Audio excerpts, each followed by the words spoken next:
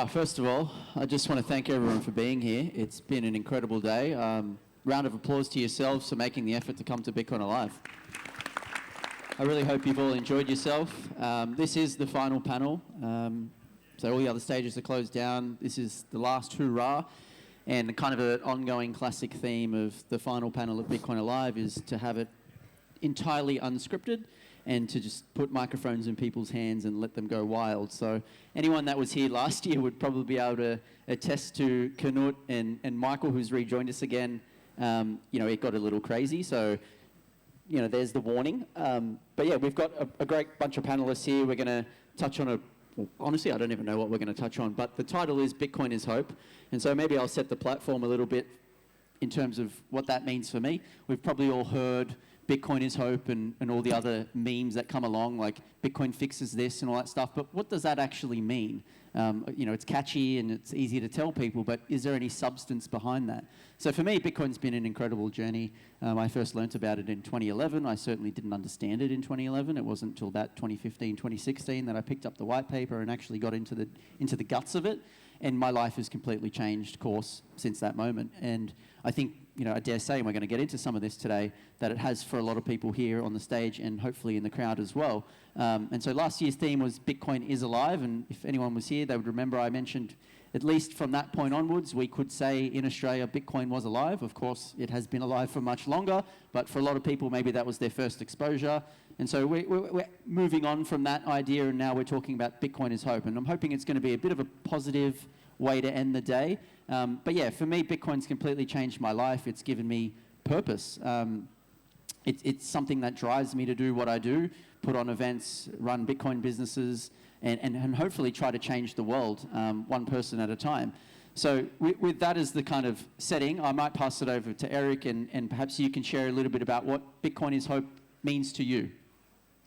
Yeah, so when I found Bitcoin, I was working at a dead-end job. I struggled a lot with depression and alcoholism, and I didn't see any hope in the world. My experience of the world is that we lived in this gigantic prison complex that had stolen all of our agency from us. And working at a dead-end job, I had no potential hope or way to escape from that. And so when I found Bitcoin and it really clicked for me, it gave me a totally new drive and purpose towards life, not because I could suddenly liberate myself from the circumstances of working at a dead-end job. And it wasn't even in the fact that I was able to find work in the Bitcoin industry to do other things, but very much like you said, it gave me real purpose. I actually saw that with Bitcoin there was a real solution to the endemic nature of the way that governments control our money and use that to create infinite global wars and reward and give themselves huge amounts of money through governmental contracts that they don't have to compete for. And I saw that with a truly self-sovereign money that Bitcoin seemed to have offered a potential for, this could actually radically augment and change the entirety of humanity. And even though this was more than 10 years ago now, having watched the bloom of this movement go from just being a couple nerds hanging out in a basement talking about cryptography to us actually being on stage with hundreds of people here talking about the actual hope that Bitcoin has, it's beyond my wildest dreams coming true, because as I said in the earlier panel, each and every one of us has the potential to offer this extension of hope towards our friends and family who live in that same nihilistic world that I could not escape from. And I hope that not only through doing the work that we're doing here, but by having those very real personal conversations about how Bitcoin has given us purpose and reason for life, that they'll see that and be inspired and have that allow for them to open themselves up to the possibility of what the hope of Bitcoin can mean for them. Amen. Couldn't agree more. I think it really aligns everyone's incentives so nicely. And I mentioned this earlier to actually one of the reporters that was here from ABC. She could obviously clearly see that I was passionate about what I'm doing here. And she goes, hey, where does that all come from? I said, Bitcoin evens the playing field for everyone. And I showed her the white paper and I said, look, there's 9 pages here that Satoshi Nakamoto released back in 2009. That is the subset of all the rules that Bitcoin adheres to, and we're all free to follow those same rules and participate. And I asked her the same question. If you went to the RBA, the Royal Bank of Australia, and asked, hey, can you show me the rule book, would probably be this thick, and it would be locked away in some vault that they wouldn't let you do. So, you know, Bitcoin has given us that beacon of light that we can all aspire to latch onto and add energy towards. So I know, Tip, everyone obviously witnessed some incredible creativity on stage. Yeah, round of applause. It was incredible. Perhaps what a lot of people don't know is your background and what led you to become a content creator, a rapper, I think is what you like to go by. Tell us a little bit about your backstory and what led you to where you are today. Yeah, most people find it surprising that my background isn't actually in finance. I used to work for New Zealand Sovereign Wealth Fund in the equities arm, so researching equities and investing in public equities. And then I left that and came to Sydney actually and worked for a brilliant venture capital firm called Blackbird for a while. And when I discovered Bitcoin, I just felt like I needed to spend 100% of my time focusing on Bitcoin, as most of you probably have the same experience. Once you understand it, you kind of just, like your whole brain is infected with this, I need to learn more, I need to understand more, because everything that you thought you knew, especially coming from a traditional finance background, going through university, going through working at Sovereign Wealth Fund, working in private equity, you thought that you knew how the world worked, and then once you learn about, well, this is how money is created, and you can now, you know, you can spend your time and energy working for something that is created out of nothing, that immediately made my brain kind of go spastic and like, it doesn't make sense. And so I just really wanted to spend a lot of time kind of trying to understand that. And more broadly, I think like the topic of the panel is Bitcoin as hope, and I've been kind of thinking about how that has to do with like the journey of creation generally. And if hope is kind of like this desire for something to happen, you know, you feel like hopeful, you want something to happen, then I think Bitcoin offers us hope by empowering us to make that something happen. And so you're more likely to invest your time and energy into creating something and making something if you know that that value that you put out into the world and you get that returns back to you, it can't be blocked or diluted or inflated away. And so Bitcoin kind of lets us fully reap what we sow. And that kind of gave me the confidence of, okay, if I can create real value and go out on my own and kind of just, you know, spend a lot of time understanding Bitcoin, then maybe I can create enough value to not have to go down this traditional finance path and do something completely different, do something completely creative. And since there are so many different ways that we can send and receive value using Bitcoin, we are empowered to create things that don't even exist because of the limitations of fiat. So for example, today it's already possible for us to stream sats for every second of a song that we listen to. It's possible for us to collaborate together and build product features and sat split that profit instantly between each other. And so it's just mind-blowing that we can now attach value to the very act of value creation, such as, you know, generating an image or paying for sats per compute. And so Bitcoin just opens up this whole world of possibilities of thinking about value so differently to how I thought about value in traditional finance.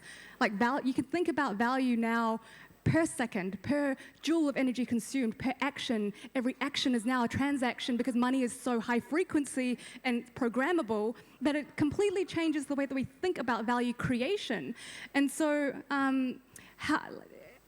what does it mean to organize ourselves around value creation? What does a company even look like nowadays? What does a government look like? What does it mean for an individual creator now that we're not held back by some legacy infrastructure or these walled gardens? And so it just clicked. I was like, we don't actually have to conform to these models, these old business models. Your companies, whatever you're doing, it changes. Like there's so many different ways that you can create value and receive value now because Bitcoin just breaks all the infrastructure. And so we have this freedom to kind of explore the depths of our creativity, whatever that might look like. For me, it was that performance, and it will continue to grow and evolve, but we just have the freedom to now to experiment, knowing that the value that we get back in return is direct and instant and down to the very Satoshi, and the value is not lost in kind of the layers and layers of conformity. So that's what I mean by Bitcoin lets us fully reap what we sow. And I think what we're going to see is just like an explosion of creation because of Bitcoin. And to me, kind of creation is like the essence of hope. Yeah, fantastic.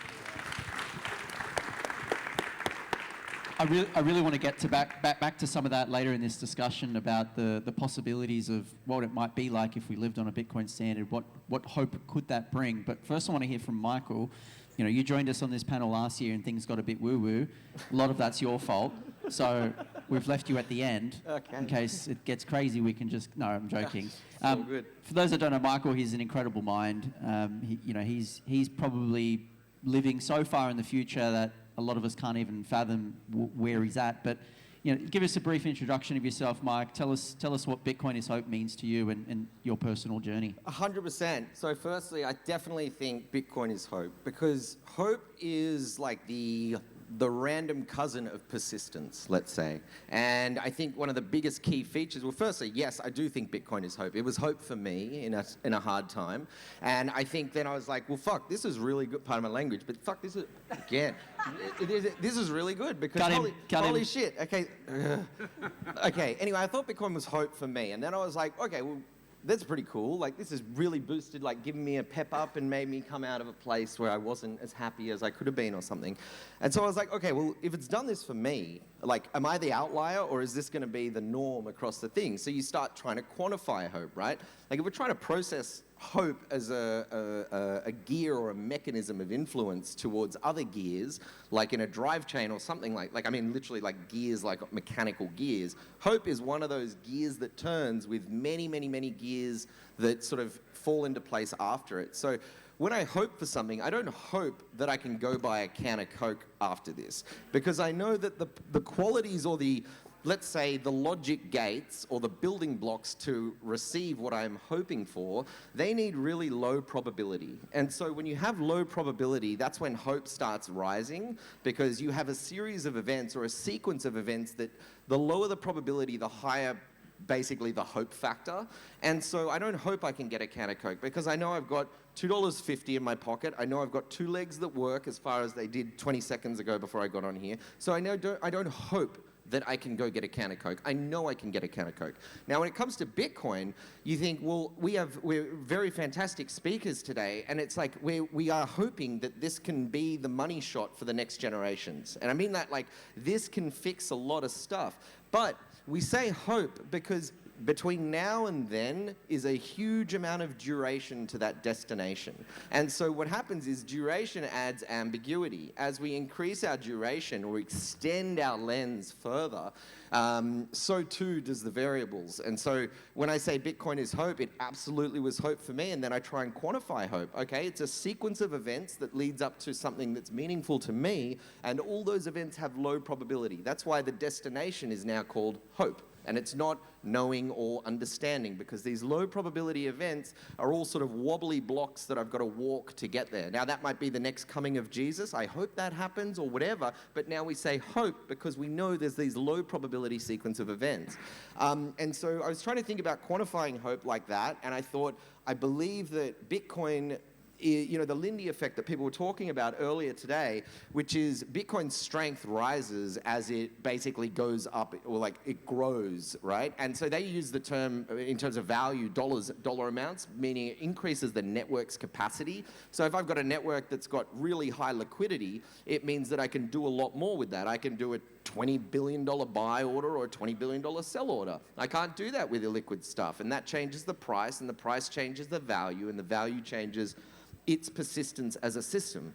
And so when you think about hope, can everyone else get hope? If I got hope from it, am I the outlier, or is there like a mechanism here that's actually duplicable or replicable, whatever the term is, for everyone else? And I think it is, because Bitcoin provides this North Star for humanity almost, where we are aligned, just like humanity gets better when we all know each other well and we all work together. There is no such thing as a distributed system in networks, in the digital space, in the physical space, nature. Nature only works because it all works together. the way that distributed systems produce a larger amount of energy that's input than the inputs of that is by 1 and 1 making 3. And 1 and 1 making 3 comes down to, am I doing my thing? Are you doing your thing? And is that collectively a positive expected value outcome? And so when I think of like distributed systems or anything like that, whether it's nature, like when you interrupt nature or in any capacity, the natural order of things, and now in Bitcoin's nature is the rule book that it's set. The code is the nature, basically. When they say code is law, nature is law for us now. Law is not law, nature is law. Like that's the real law that we live in. And so bringing it back to hope, I definitely think because hope is the block, we know right now that there's going to be another block, right? The probability of that happening right now in the next 10 minutes, very high. Now, the probability of another 100 blocks decreases a tiny bit, and then another 1,000 or another 100,000 or another million or 10 million. And so the further down we go on that, closer to 10 million becomes more, we hope we see that day. As where we know we're going to see the next block, but we hope that there's a million more blocks. And so I think as people start looking through the lens of Bitcoin, they start understanding, well, if hope is these low probability events, then maybe it isn't hope. Bitcoin's not hope because Bitcoin has so much. Its feature, Bitcoin's got one feature to me anyway, it doesn't break. I have not seen anything that I know how to break it with. And now when people say, why would I ever use Bitcoin or why would I ever think about Bitcoin, what's the point of it? I go, bro, humans just invented something that can't break. It's divided by 21 million and I'm offering you a slice. You want? It's like, no, I don't want. I've got some other thing. It's like, well, fucking think for yourself for 1 second. Fuck. Pardon my language again, sorry. And I don't mean to be crass, I just don't have a very big diction. Oh my God, that sounds so Good job. I did warn people. We just have to keep bringing this guy back. Sorry, I didn't mean that. That was totally unintentional. But yeah. Anyway, but I do think Bitcoin is hope because if we can quantify the probability of a next block being produced or a next 1,000 or a next 10,000 or a next million, and as you look through the lens, Bitcoin doesn't become hope. It changes from hope because the probability of it continuing is so aggressive. Like, I mean, I look at Bitcoin like a sentient creature that's landed on our planet that I don't know what he likes. I don't know what last year's topic. What? Oh, yeah. Is it alive? It really is. But I don't know what it takes to kill this. And the only thing I can see that would kill something as valuable as this is apathy. And to produce apathy against Bitcoin, to use it as a weapon, basically, we would need free energy because money's this instrument that's the band-aid between we don't have infinite energy and we don't have the capacity to have infinite energy. So the only thing that really could kill Bitcoin, in my opinion, is this apathetic approach to money in general. And I think that is so far away that that now changes from hope to knowledge that Bitcoin will persist because the idea that Bitcoin will break, I'm not saying I've got all the answers, but I'm saying I look really hard for answers and I try and be very honest with what could or could not break it. It's all of our wealth here, right? So I just think about it from that perspective, but that's the lens of hope is, for me personally, it was super hopeful, gave me a really bright star in my mind to pursue or this creative license to explore. But I think it's going to do the same for everyone for the reasons I've outlined. I think the persistence that it shows, it's just like a marathon runner that never gives up. And it doesn't have to be the fastest. It's not the sexiest. It's not the coolest. We're not doing 1 second blocks. We're doing 10-minute blocks. And if that's too slow for you, you have a very disorganized brain then. Because that means like if you don't have 10 minutes, you can't wait 10 minutes. It's like, fuck me. You got more problems to deal with. You can't wait 10 minutes. Dude, I want to show me the rest of your life. Because if you can't wait 10 minutes, there's a bigger problem in your, like, how you've stacked up the pieces of your life, right? And so I think this high-functioning kind of, Bitcoin resets us a bit, and I think that's been, because it's such a dickhead, like a good dickhead, like it's stubborn. I love the stubbornness, because I'm not stubborn enough personally. I'm like, yeah, okay, sweet, blah, blah, blah. Basically the antithesis, the complete opposite of Erik, basically. Very, very firm. You know what you want, but I don't know as much what I want. But I think about Bitcoin, it's so influential to me. I look at, if I'm thinking of it through the lens of this creature that's landed on this planet, I'm like, really like the cut of that dude's jib.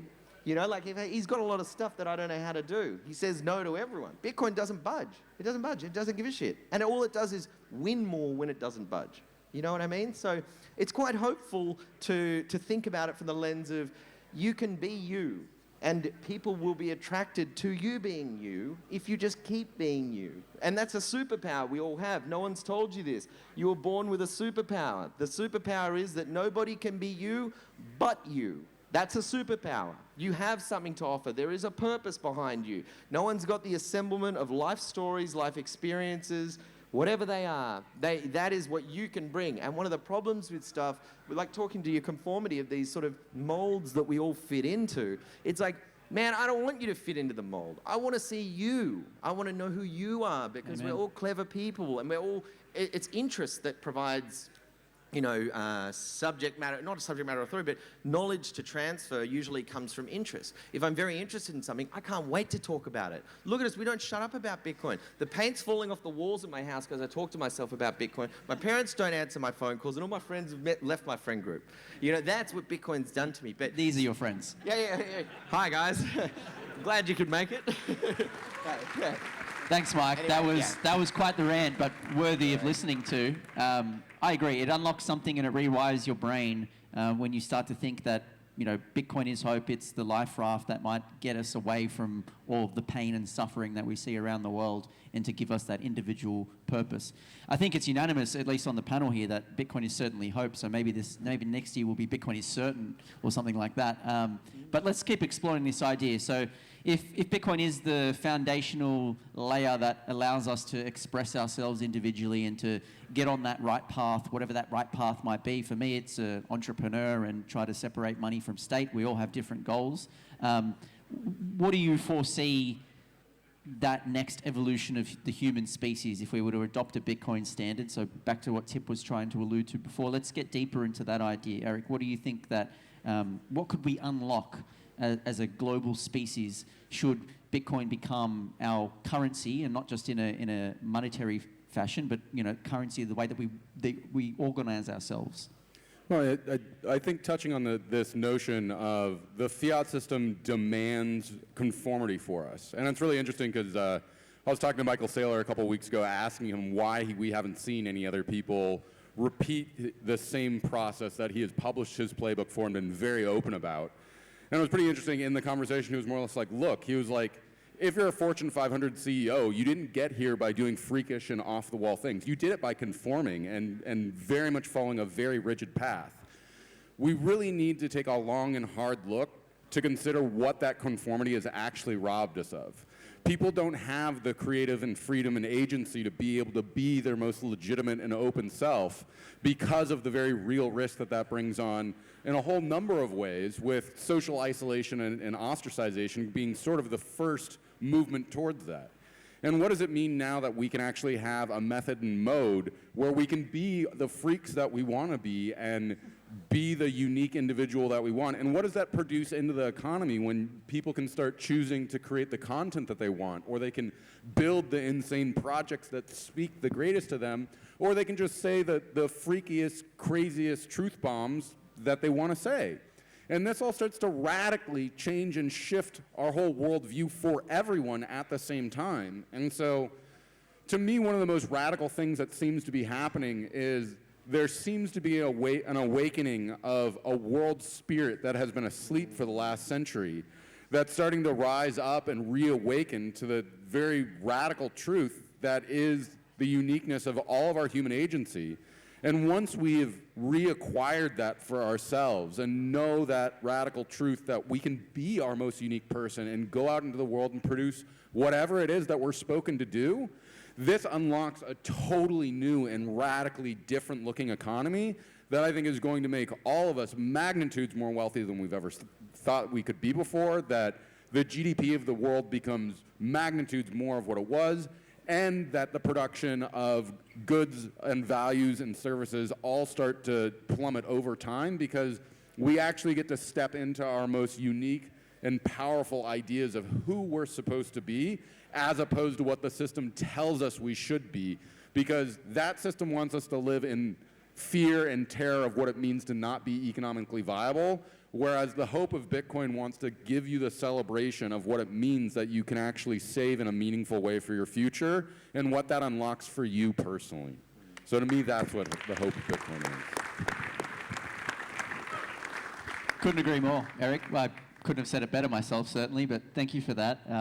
Yeah, it is hard to envision what a world on a Bitcoin standard could look like, but I think you've peeked a little bit into that lens. And yeah, the personal journey is what I wanted to explore in this discussion is, what could it mean on an individual basis? Yes, maybe we'll all get rich in the process, but, the conversations I've had here today, I don't think anyone's really been talking about number go up. I mean, of course, it's a nice side benefit, but really it's a bigger movement. The classic saying is you come for the money and you stay for the revolution, and it certainly couldn't be more true for me personally, and I dare say for the three people here sitting by my side. But Tip, let's get into more of some of that stuff that you were talking about earlier. What do you see, this you've obviously changed your career significantly because of Bitcoin. What do you see it doing for the broader population once we really start to get into it?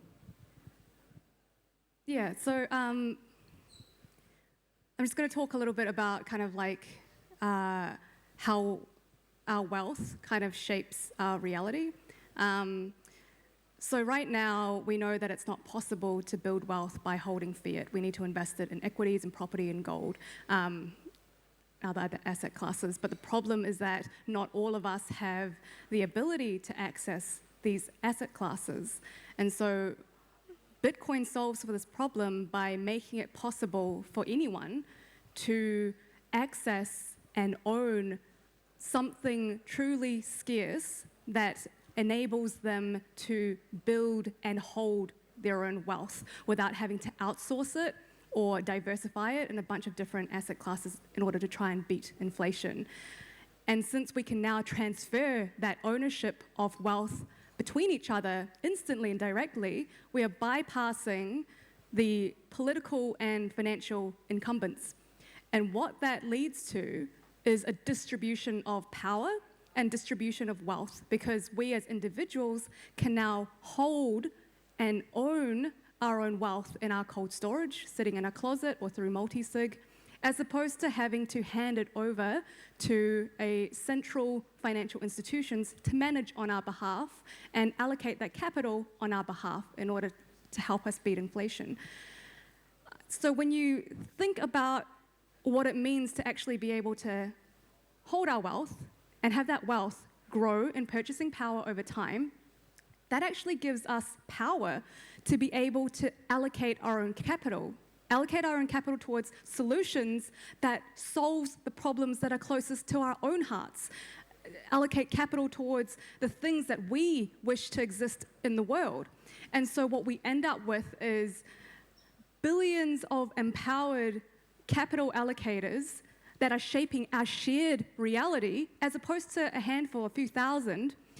And that leads to seeding an abundance of different ideas and different inventions from multiple perspectives. And that builds a world that is so much more reflective of all of our needs compared to today. And so Bitcoin, it's lets 1,000 flowers bloom. And I think that's the thing that builds resilience in our community. It helps us be able to shape our own reality. And if you just project that out into the future, I have no idea what that would look like, because it's all up to us individuals to create that. To me, that sounds like a more beautiful world, talking about the conformity and the restriction of the fiat system. Kind of, I fell into a career when I left school, and it's not something that was a passion of mine. And it wasn't until I found Bitcoin, it unlocked a new path that I could go down. And now it's like, I'm going to where I need to be. And hopefully people here find that path for themselves, whether that's through meeting people here or discussions you've had, or perhaps it might be 10 years down the track. It's all about timing. But I think we all have that journey at some point, hopefully. Michael, we're getting into the last sort of 8 or so minutes of this, so yeah, see if you can do it. It's a difficult thing, I'm aware, but let's wrap a bow on this idea of Bitcoin being the new platform that we can build ourselves on. Well, I think really well, you just said let 1,000 flowers bloom kind of thing. And, you know, you think about what hope is represented in cinematic film, it's always the battlefield and the first flower regrowing. And that's always this sign of like this muddy earth with one flower popping up. And that's how you go, oh, you know, they're coming back to life, or, you know, the land is rebuilding, or whatever it is, right? It promotes that hope. What was the question again? Sorry, I just wanted to get that off my head before I forgot. Just more so around the idea that, you know, if we were all attached to this beacon of light that is Bitcoin, what would that mean for the broader? Wait up. You're 100%. Okay, so you got X amount a day. Here's the thing we all share in common. We all got the same amount of seconds in a day, right? If you start quantifying, like break up those seconds, right? There's 86,400 of them in a day, and you wrote next to them what you were thinking about every second, right? You can do that. You could theoretically do that. You'd find that so many of those thoughts were all influenced by another filter. And that filter was called money. And the reason why it filters everything is because it's so low down the stack of requirements that you need to exist today. Food, water, oxygen, shelter, kind of equivalent. But it's this arbitrary one we sort of stuffed into the needs pile where we're not born with money. We're not born with skills to produce money either, or to make money, so to speak.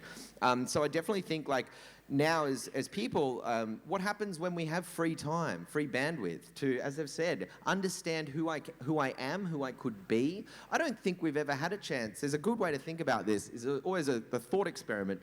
Let's say all of you, right? We're all working really hard and none of us have retired. Someone comes up to you and goes, hey, here's 200 million bucks. Go do whatever you want with it, and I'm going to come back to you in 4 years. So cool, no worries. 4 years later, you've got your 200 million bucks. You've been to Vegas 100 times. You've been to outer space. You've seen the Aurora Borealis. Whatever you want to do, you've ticked every single box. You've been base jumping, rock climbing. You're 40 now, or whatever you are, right? Cool. You've got another 40 years here. Like, every vice that you could have, or every, let's say, dopamine center, firecracker, let's say like partying or whatever it is, all these sort of fiat ideas of, excitement. When you don't have those left to think about or to desire, they're not going to filter your thoughts. And now your thoughts become a much more pure, purpose-driven sort of architecture in how to think, because you don't have the distractions. You're not driving down the street and like, oh, fuck, look at all this. Oh, look at all these cool things. No, there's one thing. It's just the North Star, and that's a Bitcoin logo or whatever it is. But that's why I think about, we're quite privileged. We're very actually, I think, burdened, almost to the slave point, like we're mental slaves in a way. If I'm driving down the street and there's 100 billboards for 100 different things, we don't really know how much that's affecting our context switching and our cognition and consciousness. So when you don't have 100 things to think about and you've got one thing to think about, it's like an investment. You want compound interest. You don't put it in 40 different places and let it compound, because it won't compound. You compound your energy, and purpose is sort of compounded energy, I think. And so when you set, what happens when everyone gets a whiff of, they don't have to think about something else, and there's like a circuit breaker in their mind. A great example would be COVID. COVID stopped. People had to take their dogs for a walk at 2 o'clock on Tuesday afternoon. And they go, fuck, the park's pretty nice at 2 o'clock in the afternoon on a Tuesday. What am I going into this concrete building where there's no sunlight and I'm a battery? Like, we're human beings, we're basically batteries. Like, my skin are solar panels, it's absorbing energy. Like, no, be in a concrete box and do something that you've never wanted to do for some guy you've never met or whatever. That just doesn't, like, that, we're calling ourselves the best species on Earth. We've never been further ahead as a civilization. You joking? It sounds retarded. Makes it sound pretty dumb, actually. It sounds so stupid. It sounds so ridiculous that we say it's okay, because we don't even know who we are or we're supposed to be, because we've never been given the chance or the creative license. Unfortunately, I think Bitcoin gives, in a real weird roundabout way, gives back everyone their creative license, or it lets them pursue or find that. And I think that's a huge net plus EV scenario if everyone knows exactly what they want or want to do or want to become, because then we can start that compound interest account. Because once we know what we want to pursue, we can start depositing into it, like this mental compound interest, I'm saying. But we can't ever do that if we don't know what account to put it in. So I think Bitcoin gives us a chance to sift through all the bullshit and find what is the account that we're going to put our time and energy in to compound it. And plus, we want people to do this. That's how local communities work. They've got the butcher. I'm not going to become the butcher's the butcher. The plumber's the plumber. He's the carpenter. Oh yeah, Jimmy, he's been the plumber for this city for 40 years. Everyone uses Jimmy. These local communities develop very purpose-orientated scenarios out of like necessity, basically. So I think the expansion of that globally, intergalactically, whatever it be, that's a pretty good life to look forward to. Everyone becomes much more interesting, I think. Yeah, I agree. Look, we're running into the last couple of minutes here, so I'll just go around the panel for 35, 40 seconds of final comments if you just want to finish off this conversation. Take it in any direction you like. Look, Bitcoin is the most important thing that is going on in the world today, and it has the potentiality to open and radicalize all of humanity to what it means that we can all become self-sovereign people as opposed to slaves to our government. Take this very, very seriously. I really implore all of you, because it is so important for you, for your family, for your children, and most importantly, for the future ones that aren't here yet. We have created a monetary system that is designed to steal and fuck over the future for us to buy a bunch of trinkets and bullshit today. It is time that we end this system, and we can do it together now with this tool of Bitcoin. So please participate in it, and I really hope that you take away that Bitcoin is hope, and it can change everything in a powerful and great way for everyone.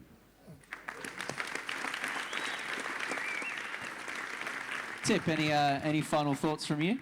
Yeah, just there's so many different ways that you can start using Bitcoin. Come and talk to me. I'll be hanging around, but I encourage you to look at, building a presence on Nostr, checking out platforms such as Geyser that lets you create projects and receive sats. There are funds called Open Sats that lets, you get grants for building things on Bitcoin. There are great engineering cohorts such as Sovereign Engineering that's based in Madeira that brings together a bunch of really smart people to help build something together. So there are lots of avenues to get into Bitcoin. If I don't get a chance to see you, then please just hit me up on Twitter or Nostr, tip_NZ. I'm happy to help you guys out and love to hear what you guys are working on as well. Amazing. The Bitcoin space is very welcoming like that, and we all just want to impart our knowledge and build the story together. Michael, you've got literally 15 seconds. Yep. What can you give us? Bitcoin is definitely hope, and there's a really great display of that because you guys are all here on a Saturday where you could be doing whatever you want, but you're here, and most likely you're helping someone else's journey. You probably don't know that, but they would have had a handshake, a conversation where they would have downloaded something that you take for granted. This is such a joint journey. We're all just at different phases of the journey. So it's like having an older brother or an older sister, whatever it is, they can download information and help you walk this life path. And I think congratulations on everyone for making such an effort on giving a shit about it already. So please continue to give a fuck. Yes. Let's go. Thank you so much, everyone, for hanging around today. I hope you've enjoyed yourself. We're going to be rolling into a live performance and an after party, so please stay around. But let's give one final round of applause for Erik, Tip, and Michael. Incredible.